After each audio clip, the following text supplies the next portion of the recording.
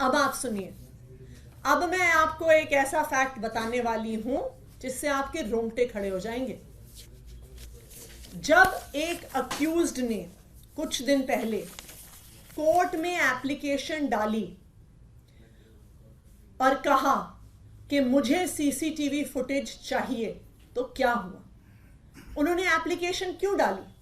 क्योंकि उनका जो ये अक्यूज्ड थे, एक सरकारी गवाह से ईडी में आमना सामना करवाया गया। उस आमने सामने में सवाल जवाब हुए, स्टेटमेंट्स दी गई, अक्यूज्ड द्वारा दी गई, सरकारी गवाह द्वारा दी गई। इस पूरी प्रक्रिया में उस कमरे में एक सीसीटीवी कैमरा लगा हुआ था।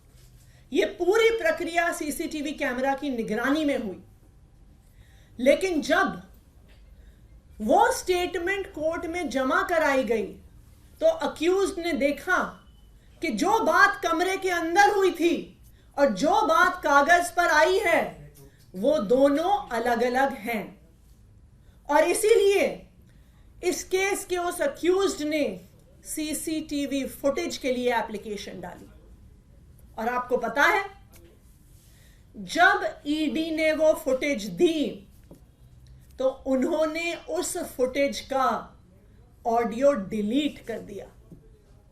सिर्फ वीडियो फुटेज दी गई, ऑडियो फुटेज डिलीट कर दी गई और सारा एविडेंस कि वास्तविक तौर पे उस कमरे में क्या बात हुई थी, उस सारे एविडेंस को ईडी द्वारा डिलीट कर दिया गया है।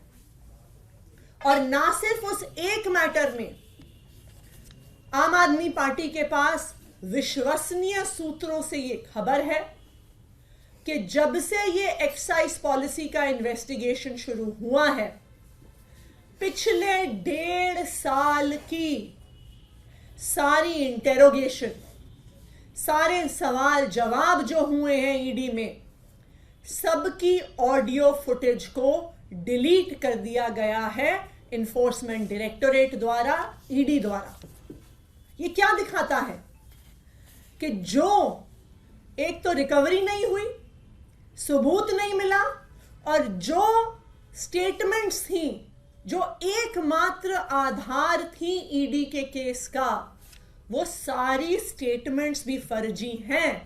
क्योंकि अगर स्टेटमेंट फर्जी नहीं होती तो आपको ऑडियो डिलीट करने की क्या जरूरत थी?